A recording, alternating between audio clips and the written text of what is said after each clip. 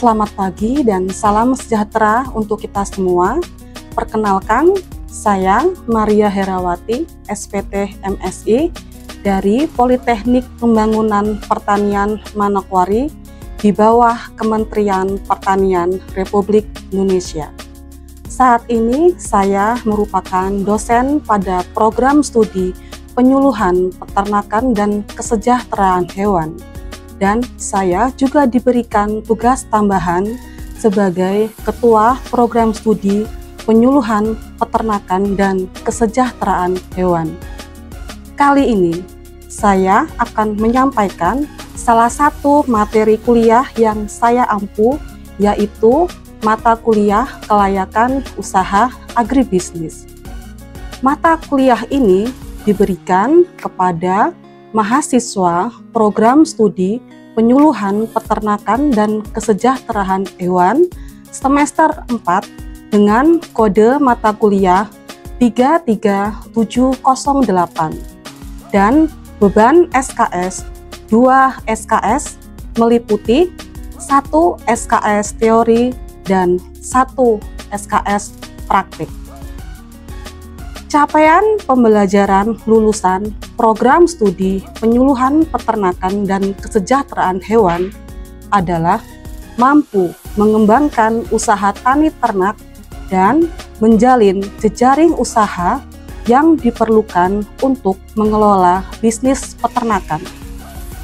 Capaian pembelajaran lulusan ini diturunkan ke dalam capaian pembelajaran mata kuliah kelayakan usaha agribisnis, yaitu agar mahasiswa semester 4 setelah menyelesaikan mata kuliah pertama, memiliki sikap bertakwa kepada Tuhan Yang Maha Esa, berjiwa Pancasila, dan mampu menunjukkan sikap bertanggung jawab dalam keahliannya sebagai penyuluh peternakan dan kesejahteraan hewan yang mandiri, berdaya saing, dan berjiwa agro-sosiopreneur.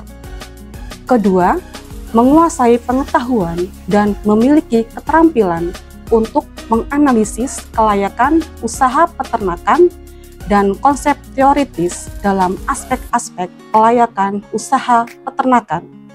Ketiga, mampu mengambil keputusan secara tepat dalam pengelolaan bisnis peternakan berdasarkan hasil analisis informasi dan data. Sementara subcapaian pembelajaran mata kuliah kelayakan usaha agribisnis adalah yang pertama, mampu menjelaskan tentang arti, ruang lingkup, dan manfaat melaksanakan analisis kelayakan usaha agribisnis. Kedua, mampu menguraikan dan mengkaji aspek-aspek dalam kelayakan usaha agribisnis.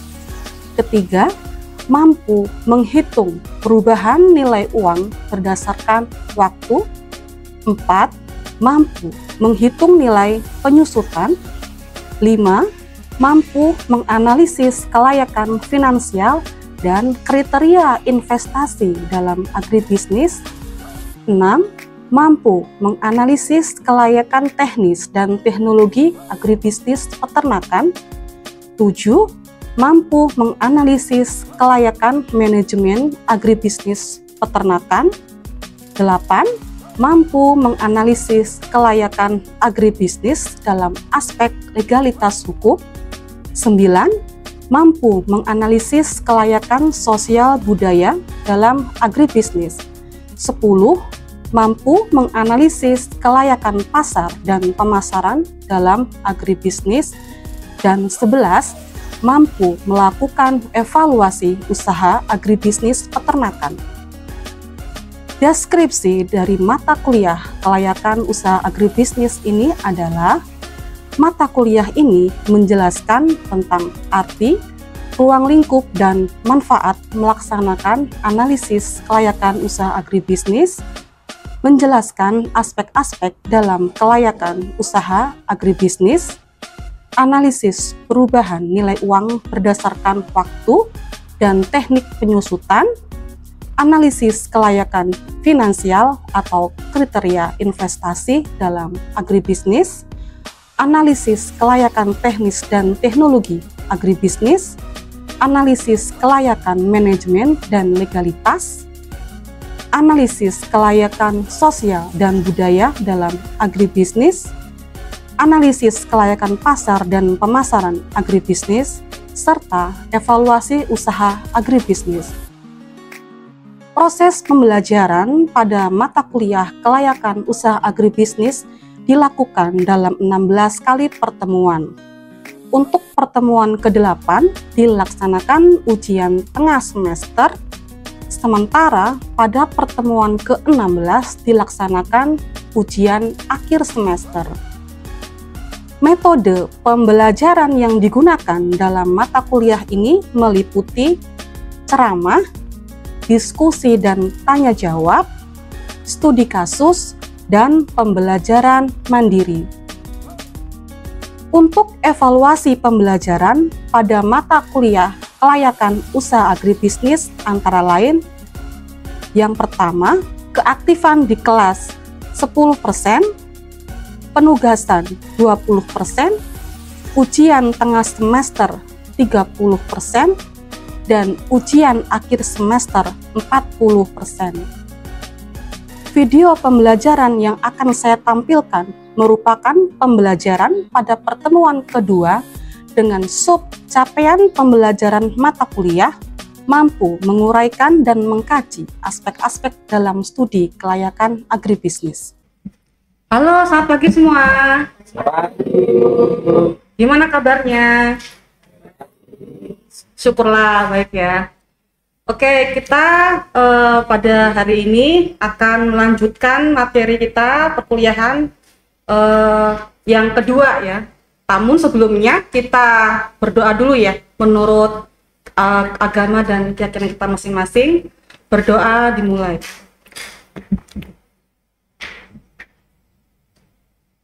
Berdoa selesai. Baik, pada pertemuan kedua ini ya, materi kita mengenai aspek-aspek dalam kelayakan agribisnis ya. Jadi ini adalah pertemuan kedua, gitu. Kemudian, nah sebelumnya, pertemuan pertama kita materi kita ya terkait dengan apa? Pengertian, kemudian apa lagi? Pengertian, kemudian tahapan-tahapan dalam kelayakan usaha agribisnis, ya Pak. Siapa yang masih ingat apa yang dimaksud dengan kelayakan usaha agribisnis? Di sini siapa yang ingat? Ada? Ya, silakan Ronggo. Sebuah proses menilai apakah suatu usaha agribisnis layak atau tidak layak untuk dijalankan. Ya, betul sekali. Nah, tadi kan ada kata-kata sebuah proses. Nah, di dalam proses kelayakan usaha agribisnis, nah perlu kita perhatikan aspek-aspek dalam kelayakan usaha agribisnis, ya toh? Kenapa kok kita perlu memperhatikan ini? Karena agar usaha kita nantinya yang akan kita kembangkan atau kita jalankan, nah, itu bisa berhasil dan dapat berkembang, ya toh? Nah, apa saja itu, ya toh? Nah, ini ya, di dalam aspek-aspek kelayakan usaha agribisnis ada dua, ya toh? Ada non finansial dan juga finansial, ya toh? Apa saja yang non finansial itu? Nah, ini ya. Ada aspek teknis dan teknologi ya. Kemudian aspek manajemen ya toh. Kemudian aspek hukum, aspek sosial budaya dan juga aspek pasar dan pemasaran ya toh. Nah, untuk yang finansial itu apa saja ya? Ini aspek finansial ya. Nah, untuk aspek teknis dan teknologi, ya ini berkaitan dengan proses operasional bisnis, ya toh. Yang pertama ya proses produksi, ya toh. Misalnya di peternakan, berarti proses budidaya. Nah, itu masuk ke dalam proses produksi, ya toh. Kemudian, nah ini ada teknologi dan alat. ya, teknologi dan alat. Kemudian kapasitas produksi, ya, berapa jumlah produksinya, ya toh, yang akan kita usahakan, gitu toh, atau yang sudah kita jalankan, gitu. Kalau misalnya kalian punya usaha ayam petelur misalnya, toh, berarti misalnya berapa jumlah telur yang akan dihasilkan, tuh. Kemudian apalagi selain jumlah telur, jumlah ayamnya, ya toh, ayamnya juga. Kemudian yang lain, ya toh. Kemudian apalagi di sini ada lokasi usaha, ya toh. Di mana lokasinya, gitu. Kalau di peternakan, lokasi usaha yang paling bagus di mana? Dekat dengan sumber air. Dekat sumber air, apalagi? Terdapat transportasi, ya toh. Ada nggak di sini peternakan ayam yang deket-deket sini? Kira-kira? Ada. Ya, seharusnya kalau di apa? Menurut apa namanya teori, ya, bahwa lokasinya harus jauh dari pemukiman. Kemudian apalagi nih, transportasi dan distribusi. Nah itu, ya. Kemudian selanjutnya aspek manajemen, ya. Nah ini berkaitan dengan pengelolaan internal, ya toh, agar bisnis berjalan dengan efisien dan efektif, ya. Misalnya struktur organisasinya apa, ya toh, siapa yang menjadi pimpinan, ya toh, siapa yang menjadi manajer, ya. Kemudian apalagi sistem manajemennya, ya toh. Kemudian pengembangan SDM, perekrutan pekerja, nah, seperti itu. Kemudian selain itu budaya kerja, gitu. Apakah budaya kerja itu maksudnya apakah budaya pekerja di suatu usaha tersebut membuat nyaman, ya, usaha, misalnya apakah penuh dengan persaingan, gitu, apakah otoriter, ya. Enaknya yang kalau kita nyaman, ya berarti pimpinannya harus bisa mengayomi, ya, seperti itu. Nah selanjutnya aspek hukum, ya. Ini aspek hukum, nah terkait dengan kepatuhan terhadap peraturan, ya toh, dan hukum yang berlaku, ya, perizinan usaha, ya toh, legalitas usaha. Kalau ada mendirikan sebuah peternakan, ya berarti harus ada izin usaha, ya. Kemudian apalagi legalitas produk, ya toh, kalau kita membuat usaha hasil peternakan misalnya, harus ada legalitas produknya, ada izin PIRT-nya misalnya, atau PABPOM misalnya, seperti itu contohnya. Kemudian apalagi pajak, nah jangan lupa itu pajak juga, apakah perusahaan tersebut secara konsisten membayar pajak, ya, harus seperti itu kita lihat juga. Nah kemudian apalagi di sini aspek sosial budaya. Nah di sini bagaimana sebuah usaha itu berdampak, ya, berdampak baik itu terhadap sosial maupun budaya masyarakat di situ. Apalagi penerimaan masyarakat, itu dampak terhadap sosial masyarakat, kemudian dampak terhadap budaya masyarakat. Nah itu, ya, contoh misalnya apakah di kalian mendirikan usaha tersebut misalnya di suatu tempat daerah, apakah diizinkan oleh masyarakat di sekitar, apakah sesuai dengan budaya masyarakat sekitar, gitu? Apakah bisa merekrut orang-orang di sekitar, nah, jadi bisa meningkatkan perekonomian dari masyarakat sekitar. Kemudian selanjutnya, nah ini ada aspek pasar dan pemasaran. Nah ini, ya, berfokus pada pemahaman, ya, tentang pasar, ya toh, kemudian terkait dengan persaingan pasar, ya, kemudian juga strategi pasar, ya toh.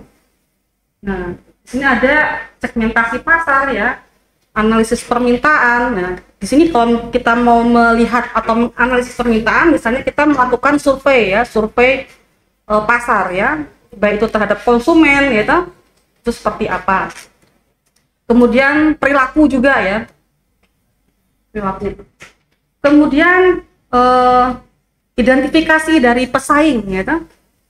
Kalau kita mendirikan usaha, kita lihat juga bagaimana posisi kita, dilihat dari persaingan yang ada, gitu ya. Dan kemudian strategi pemasaran, ya toh. Ada strategi pemasaran. Apa misalnya strategi harga, ya toh. Kemudian strategi tempat, ya toh. Terus strategi produk, ya toh. Kemudian strategi dari tempat, lokasi, ya, seperti itu. Nah, tadi kan kita bahas terkait dengan aspek-aspek non finansial, ya. Nah, sekarang kita masuk ke aspek finansial, ya toh. Di sini apa yang akan kita bahas? Ya, berarti berfokus pada perhitungan keuntungan, gitu. Kemudian biaya, ya, kemudian sumber dana, gitu. Berapa modalnya, ya toh, kemudian berapa proyeksi pendapatan, gitu. Termasuk berapa biaya operasional. Situ. Oke. Nah, dari itu, dari yang tadi setelah saya sampaikan, ada pertanyaan tidak? Izin bertanya, Bu. Ya, silakan. Kalau tadi dijelaskan itu ada aspek finansial dan non finansial. Dari kedua aspek ini, itu mana yang lebih menguntungkan?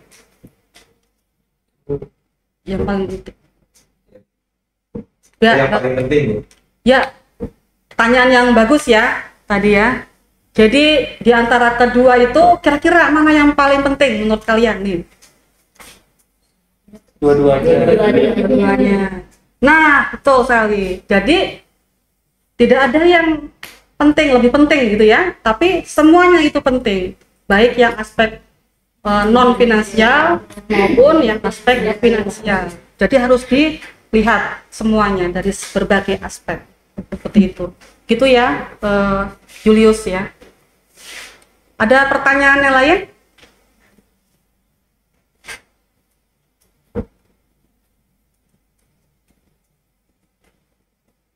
Ya, kalau tidak ada, ya berarti saya sebelum saya akhiri, saya akan memberikan tugas ya buat kalian untuk kalian kerjakan di rumah ya. Silakan kalian mencari ya makalah ya, terkait dengan aspek-aspek kelayakan usaha agribisnis khususnya di bidang peternakan. Nanti tugasnya ya kalian kerjakan berkelompok ya, berkelompok. Nanti satu kelompok 4 orang masing-masing ya, 4 orang masing-masing. Kemudian nanti di minggu depan kita diskusikan hasil dari diskusi kelompok, ya toh. Baik ya, demikian materi kita pada hari ini ya. Semoga materi kita pada hari ini dapat bermanfaat bagi kita semua. Amin. Baik, Ibu akhiri pertemuan kali ini. Sampai jumpa di pertemuan selanjutnya. Salam sukses. Terima kasih, Bu.